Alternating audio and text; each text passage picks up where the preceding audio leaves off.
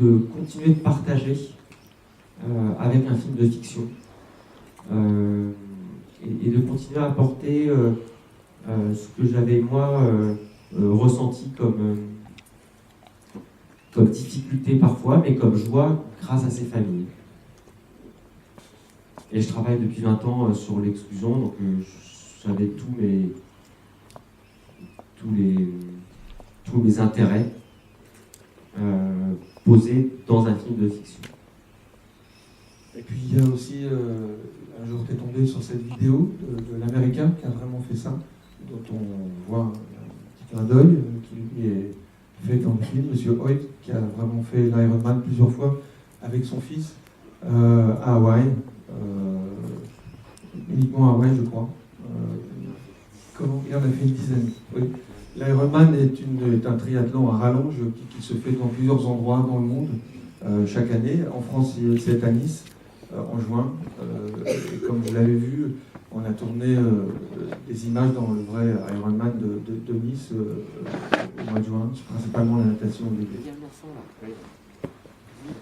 que le film a été dur à réaliser avec les objets, tout ça? Avec les objets? Quel genre de quel objet? Les conditions matérielles. Les conditions matérielles. L'argent, tu veux dire? Non. Les vélos. Les vélos, tout ça? Non, ça n'a pas été très difficile. Ce qui a été difficile, c'était le vélo en France, il n'existait pas, donc il a fallu qu'on construise. Après, le bateau, on en a trouvé un vite. Il fallait un bateau large. Parce que si c'était un bateau en longueur, quand il y a 2800 personnes, le gamin, il allait tomber par terre et il nage pas très bien. Et ça a été... non, c'était un film extrêmement préparé. Alors, tout ce qui était au niveau de matériel, de caméra, de trucs comme ça et tout, moi j'avais fait des dessins de tous les plans. Ce qui était difficile, c'était de faire un film dont on ressorte heureux. Ce qui était difficile, c'était que, moi ce dont j'avais peur, c'était qu'on ne croit pas que cet enfant et le père soient père et fils. Voilà. Et la première journée de tournage, c'était au moment de l'Ironman à Nice, un 25 juin, et c'était la première fois que je filmais Jacques et l'enfant en même temps, ou l'enfant, ou l'ado.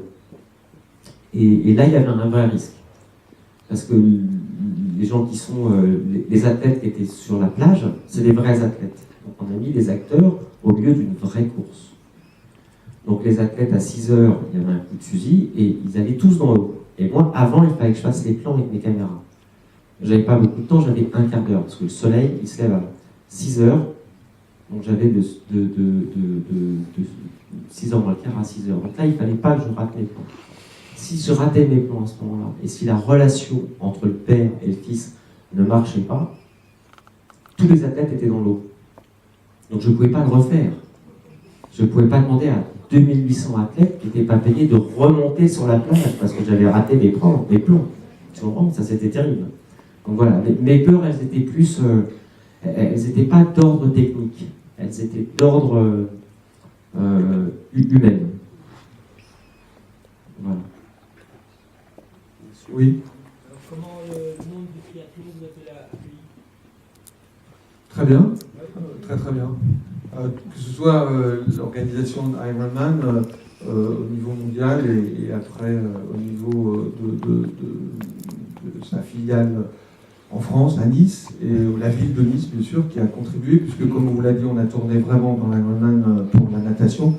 Le reste a été refait en accord et en complicité avec les associations, avec les coureurs qui ont fait figuration.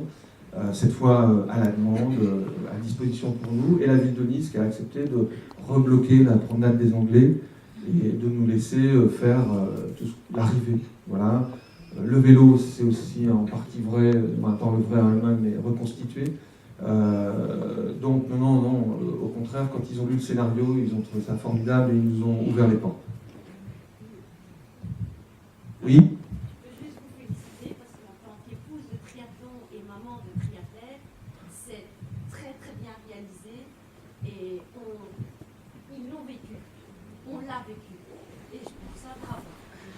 Merci. Merci.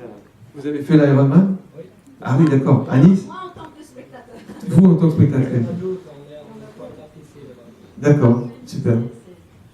Levez la main, les triathlètes Ironman. Il y a une fille. Yeah. Ah oui, quand même. Bravo. Bravo. Hein. Bravo.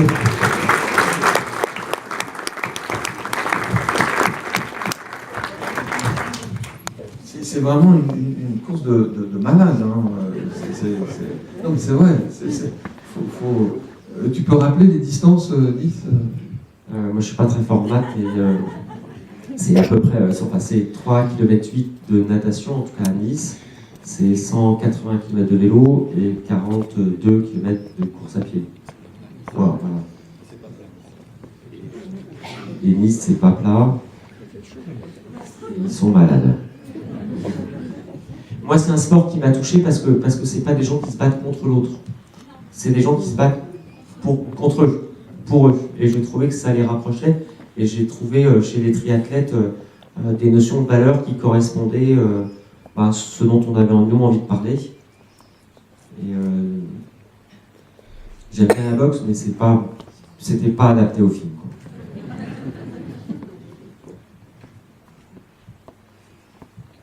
Oui.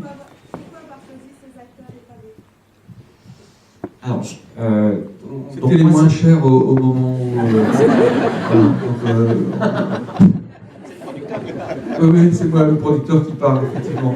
C'était pas très cher, Alexandre Lamy, mais bon, voilà, Jacques Collin, on parle. Mais non, oh là là, faut pas blaguer.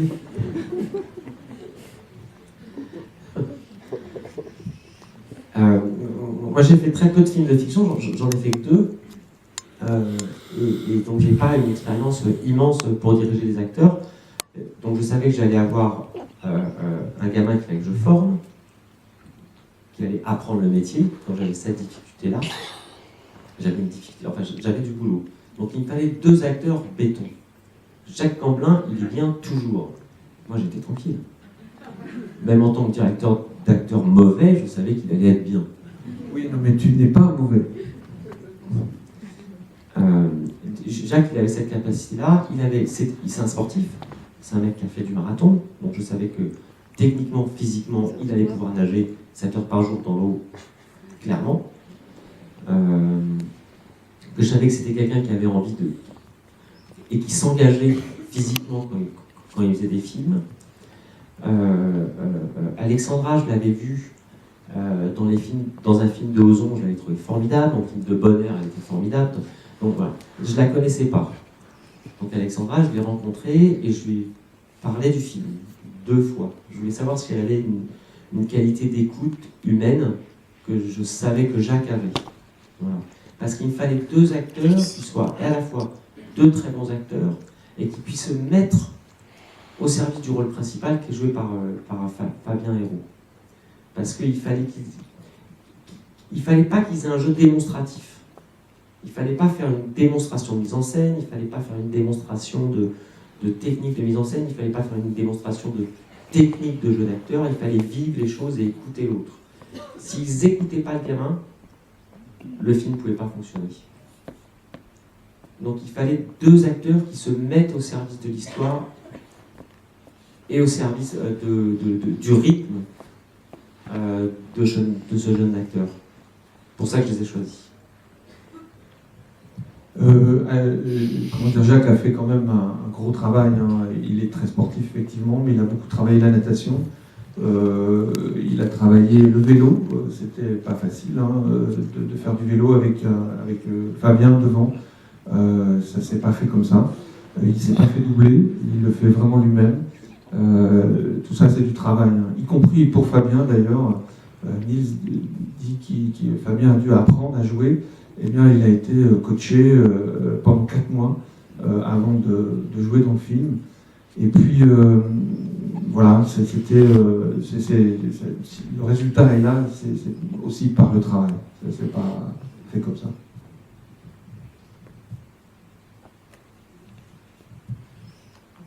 Comment avez-vous choisi la jeune personne qui est handicapée et comment ça s'est passé le travail? Alors, nous, on voulait dès le départ, moi, je voulais qu'il soit vraiment handicapé. Je voulais pas le faire jouer par un acteur. Je trouvais ça pas bien.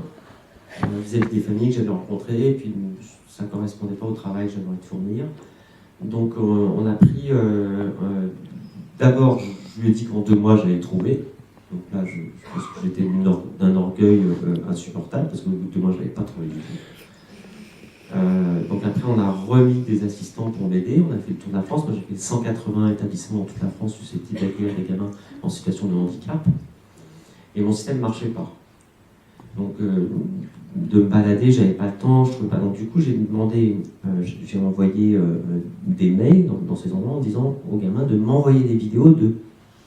Et la vidéo de Fabien, c'était un clip qu'il avait fait avec sa bande de copains, avec une musique nulle, une musique de jeunes débiles, genre dance floor, un truc absolument inécoutable. Mais il avait son fauteuil électrique devant son école, il y avait une pelouse nickel, et il faisait des dérapages. Il pourrissait la pelouse en se marrant, il sautait de son fauteuil en rigolant, et on a tout de suite vu à l'image qu'il avait une sympathie et un sourire de rêve. Donc je suis allé le voir, on a passé 4-5 essais avec lui. Au début, il arrivait mal à se mettre en colère. Et puis on a décidé de lui faire confiance et de considérer qu'il avait tout le potentiel au fond de lui pour entamer un travail de préparation, et on lui a filé le job.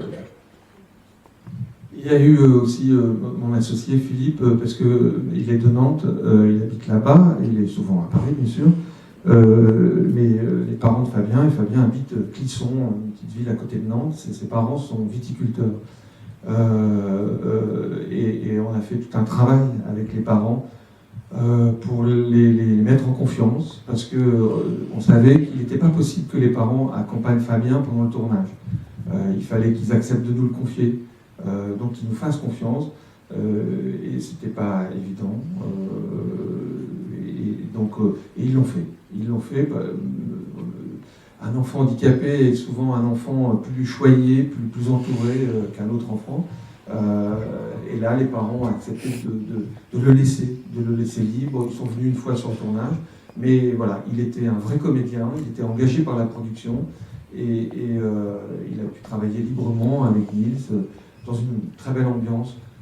On dit toujours que l'ambiance d'un tournage peut, à un moment donné, parfois traverser l'écran, arriver jusqu'au public. J'avais vécu ça sur Une hirondelle a fait le printemps, et on a revécu exactement la même chose sur ce film. Il y avait autour de Fabien, autour de Nils, par sa personnalité, par sa façon de faire les choses, une magnifique ambiance. Les acteurs étaient heureux, tout le monde l'était. On était aussi dans de très beaux endroits, vous les avez vus. Ils sont, je trouve, très bien filmés. La nature est très présente. Et je crois que tout ça retransperce l'écran. Voilà. Le rôle de la famille tel qu'il est présenté dans le film paraît très important. Est-ce que ça correspond à votre réflexion sur ce sujet ? Ma réflexion sur le sujet, elle est subjective. Ma famille, je la considère comme étant pas représentative de toutes les familles, comme le handicap de Fabien n'est pas représentatif de tous les handicaps. Par contre,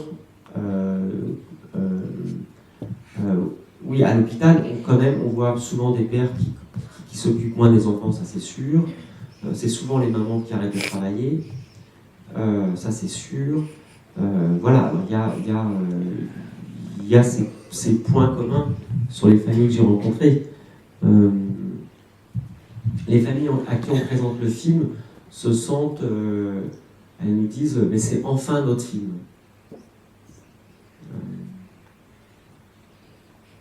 J'ai répondu suffisamment à votre question ou pas? Est-ce que vous l'avez présenté dans beaucoup d'endroits en France? Moi j'en suis à la 20e ville. Ouais, 25. Et c'est pas fini, il en reste une petite quinzaine. L'idée était avant la sortie du film, il y a des films qui s'y prêtent, des films qui s'y prêtent pas. Nous, on a pensé que celui-là s'y prêtait, d'aller le présenter au-devant du public, échanger avec le public. Voilà, je sais pas, assez vite on avait confiance dans le film et notre distributeur Pathé, très grand distributeur en France, belle maison, exploitant aussi, très vite nous a donné sa confiance et nous a dit allez, voilà, on va sillonner la France pour présenter le film partout. Aujourd'hui, c'est une manière aussi de faire connaître le bouche à oreille, la vie des gens. Avant, ça se faisait comme ça, de personne en personne. Évidemment, maintenant, avec Internet, les réseaux sociaux, etc., ça se fait beaucoup plus vite. Et quand on a un film qui plaît, voilà, surtout un film qui véhicule des valeurs comme celui-là, il faut le montrer. C'est ce qu'on est en train de faire. J'ai une question, est-ce que le succès du film Intouchable, à ce titre qui était un peu réussi, vous a encouragé à l'écriture du scénario? C'est ce que vous voulez avant, à un moment, pourquoi ça a pu vous aider? En rien. En rien. Nils est venu nous voir avant Intouchable. Dans la profession, on avait vaguement entendu parler du film, on savait que le film était...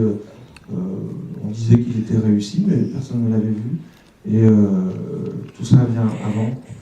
Bon, voilà, il y a eu l'avènement Intouchable, c'était un très beau film. Mais après, quand le scénario a été écrit, la règle, c'est qu'on cherche des partenaires. C'est mon job, celui de mon associé, Philippe. Et Intouchable ne nous a aidés en rien. Les mêmes barrières, les mêmes difficultés sont apparues, les mêmes a priori. Oh non, un film avec un handicapé, pour un film sur le sport, tout le monde s'en fout. Alors que c'est pas un film, bien sûr qu'il y a le handicap, qu'il y a le sport, mais c'est un film qui est bien au-delà de ça. Un des meilleurs compliments que les gens nous font dans les salles, c'est de dire qu'au bout de 5 minutes, on dépasse l'handicap et qu'il n'y a plus de handicap. Il y a un gamin, son père, il y a un couple disloqué et il y a une famille qui va se reconstituer autour d'un exploit sportif. Mais voilà, donc ça nous a aidés en rien. Malheureusement, Intouchable n'a pas changé la société française vis-à-vis de certains a priori. Voilà. Alors peut-être que celui-là remettra 1 millimètre de plus et à force de millimètres, eh bien peut-être que les choses changent.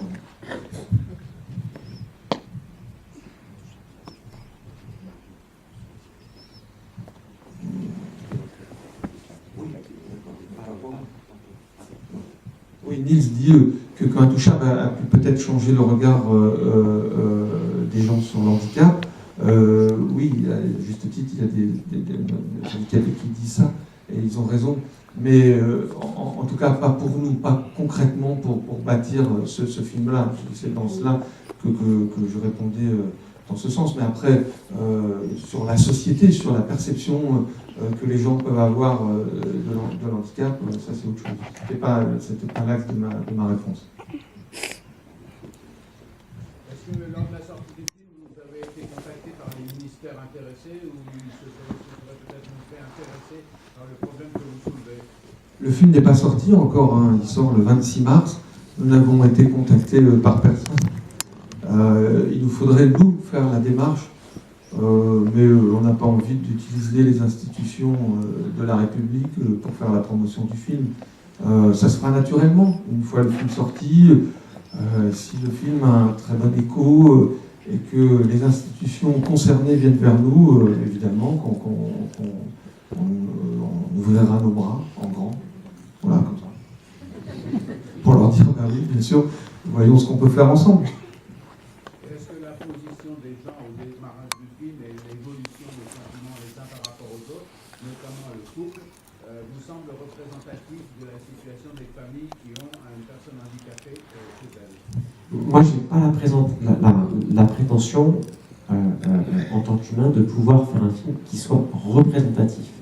Si les gens qui sont, eux, touchés par le handicap, qui travaillent dans le handicap, réellement, considèrent que le film est représentatif, c'est à eux de le dire. Je n'ai pas cette prétention-là. Moi, j'ai la prétention, par contre, de faire un film idéaliste, avec une fin qui parte vers quelque chose de gai et de lumineux. Voilà, ça c'est mon travail de réalisateur. Mon travail de réalisateur, c'est de reconstruire une forme de réalité dont j'ai envie de parler. Si madame qui était là-haut, dont je ne connais pas le nom, nous dit ou me dit que ça correspond à la réalité, alors je me dis que j'ai bien bossé, c'est sûr. Mais il y a d'autres réalités. Il y a des familles qui explosent en vol, il y a des gamins qui vont beaucoup plus mal que Fabien, il y a des papas qui récupèrent jamais une relation avec leurs enfants. Donc moi, l'histoire que je voulais raconter, elle était, on voulait faire un film positif. J'ai envie que les gens, quand ils sortent de mon film, se disent je peux mal parler chez toi, putain c'était super. Oui, j'ai ça envie comme sentiment. Comme dans Billy Elliot, les gens se disent waouh, c'est possible. Voilà, j'avais envie d'inventer un possible et qui est une réalité.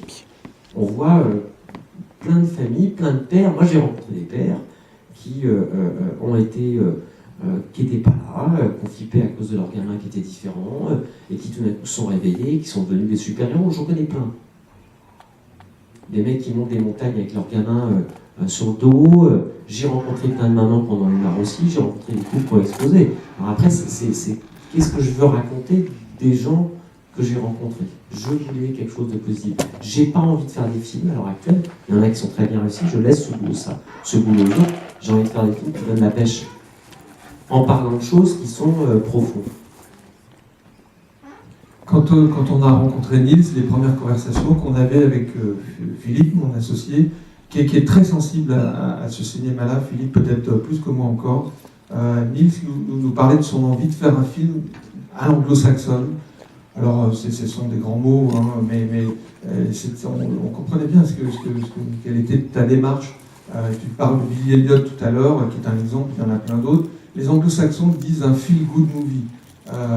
Nous, quand on le traduit en français, on peut dire un film positif, mais ça fait vite mièvre. Et c'est pas tout à fait... on en fait des films comme ça, Intouchable en était un, et il y en a d'autres, mais c'est pas la culture de base du cinéma français, de faire des feel-good movies. C'est pas comme si on avait honte, comme si... mais ce qui nous plaisait dans ce que nous disait Nils, c'est qu'il voulait faire un film positif, un feel-good movie, mais quand même sans être larmoyant, sans aller trop loin, sans venir vous tirer une larme. Évidemment, avec ces sujets-là, c'était possible facilement, sans être trop débordant. Comme vous l'avez dit tout à l'heure, madame, il y a beaucoup de retenue dans ce film, mais en mélangeant les sentiments, la joie, parce qu'il y en a, comme dans la vie. Et c'est ce qui nous a plu, l'axe que tu as tenu de bout en bout, dans l'écriture, dans la fabrication du film, dans le montage. C'est un film qui a nécessité beaucoup de temps de montage. Le fait de démarrer par l'Iron Man et de finalement, dès le départ du film, planter le fait qu'ils allaient le faire, qu'il n'y avait pas l'enjeu sur est-ce le père allait accepter ou pas. Ce sont des choses qui ne sont pas venues tout de suite. Il y a une écriture importante au montage. Il a jusqu'au bout cherché remis en cause son travail pour avoir ce film tel qu'il est aujourd'hui. Je me suis rendu compte pendant le tournage, et depuis 25 ans, je me rends compte un peu de ce que vivent les personnes différentes, les personnes exclues, quel que soit leur environnement. Je dirais que 95% de mes films, c'est l'axe premier. Donc oui, je m'en suis rendu compte, ouais.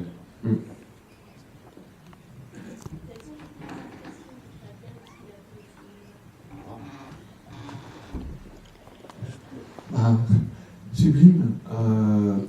Vous vous rendez compte, pour lui, pour sa famille, pour ses parents. Fabien a une famille formidable. C'est des gens, oui, ils sont viticulteurs, ils ont les pieds sur la terre et dans la terre. Et il a 2 frères et une sœur valide. Il a une famille formidable, Fabien. L'émotion qui était la leur, celle de Fabien, quand ils ont reçu le film, a été immense, bien sûr. Voilà. Et c'était pour nous une très grande joie, évidemment. Moi, je voudrais poser une question, s'il vous plaît. Vous avez parlé du handicap, c'est très bien. Je voudrais poser une question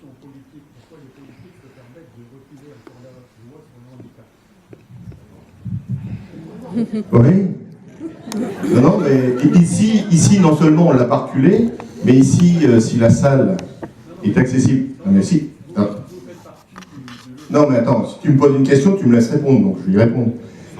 Oui, ici, on a une commission qui, depuis 2008, fonctionne avec des personnes qui, en fauteuil roulant, permettent de mieux vivre la vie. Oui, cette salle de cinéma est accessible aux personnes handicapées. Et donc, je suis comme Nils Tavernier. Je ne vais pas répondre à la place de ceux qui ne font pas. Comme moi, je suis parti avec Yannick et d'autres de ceux qui font. Je dis qu'à Hirson, on ne fait peut-être pas suffisamment, mais en tout cas, on fait.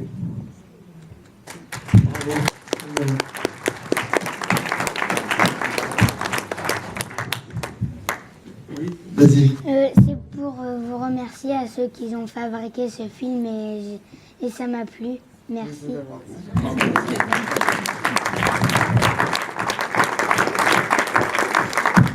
Comme on dit ici, on dit merci Chopper.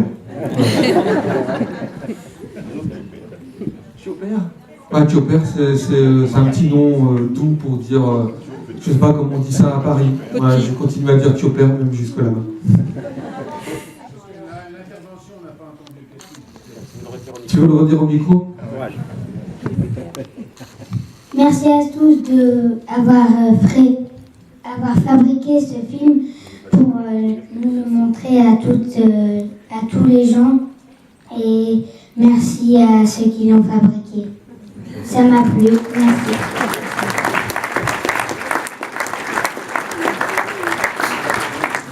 Oui. Monsieur le maire me demande de préciser qu'il n'est pas de ma famille.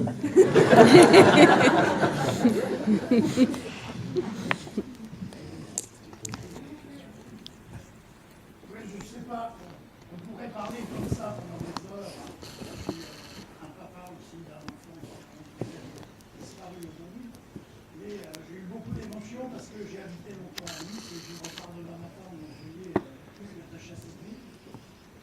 Mais ce que j'ai envie de vous dire, monsieur Tavernier, parce que je connais bien votre père, que vous êtes le digne fils de votre père, avec un supplément d'âme, d'humanité supérieure à celle de votre père, et pourtant votre père est un grand. Et je vous remercie pour ça.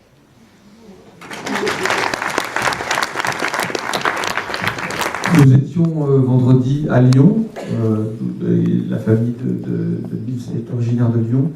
À Lyon, comme c'est là qu'est né le cinéma par les Frères Lumière, il y a un musée. Et les Américains ne nous contestent pas le premier film, qui était le fameux film des Frères Lumière, où on voit les ouvrières sortir de l'usine des Frères Lumière qui faisaient de la photographie. Il y a un musée et il y a une cinémathèque qu'on appelle l'Institut Lumière. Cette cinémathèque et ce musée ont été montés, voulus à la force du poignet d'année en année par le père de Nils, par Bertrand Tavernier, donc immense réalisateur, comme vous venez de me rappeler. Et vendredi, nous avons été reçus à l'Institut Lumière pour présenter le film. L'Institut Lumière est en grande partie animé par Bertrand Tavernier et par beaucoup de gens qui y travaillent, et par le patron du Festival de Cannes, Thierry Frémont. Et malheureusement, Bertrand ne pouvait pas être là, mais il a écrit un très joli mot à Nils, que tu as récupéré, j'espère. Tu ne l'as toujours pas. Bon, on va s'arranger pour ça. Voilà, ça a mis tout le monde en émotion, parce que Bertrand, immense cinéaste à travers le monde, hein, il n'est pas uniquement connu ici qu'en France. Voilà, et c'est un homme sincère. Il n'y a pas à douter que le message qu'il a donné à son fils était un message profond et vrai. S'il n'avait pas aimé ce film, il te l'aurait dit, ou il n'aurait rien fait. Voilà. Mais là, voilà, c'était un très beau moment vendredi à Lyon, à l'Institut Lumière.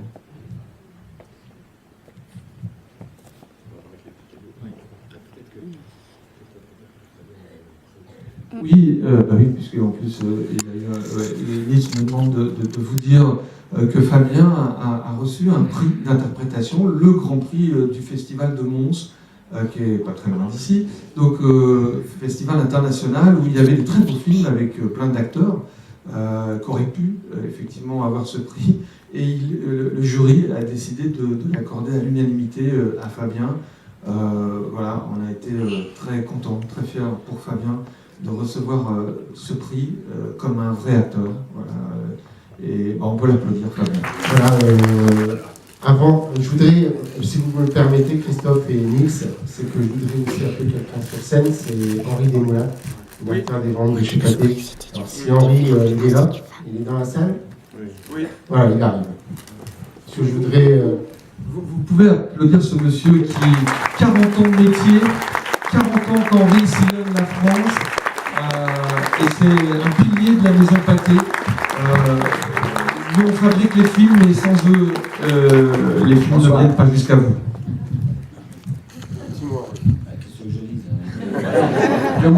Que la maison Pathé est fière de distribuer ce film, bien entendu, on est fiers de l'avoir coproduit.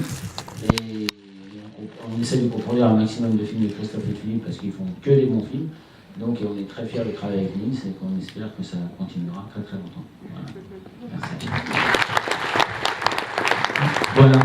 Avant de remise la remise des petits cadeaux symboliques, je voulais dire simplement à Anis Tavernier et à Christophe qui sont ici présents que moi ce film, d'abord je les remercie d'être ici, d'avoir fait le privilège de nous faire le privilège d'être ici et le plaisir, mais que ce film est magnifique parce que, bon, il se trouve que professionnellement je travaille dans le handicap aussi, et en matière de handicap, bon déjà souvent pour les parents c'est une douleur, il y a un sentiment de culpabilité. Et puis, on vit dans une société où ce qui importe, c'est le manque. Il manque la dernière tablette, il manque le dernier iPhone. Alors forcément, quand on parle de handicap, il manque toujours beaucoup de choses. Il manque des fonctions cérébrales, il peut manquer des fonctions motrices. Mais ce que nous montre ce film, c'est qu'il peut manquer des choses, mais ce qui est important, c'est de s'occuper de ce qui reste. Et ce qui reste, c'est pas forcément l'autre bras ou l'autre jambe. Ce qui reste, c'est l'amour entre les gens, et puis la compréhension et le fait de s'occuper des autres. Voilà, simplement.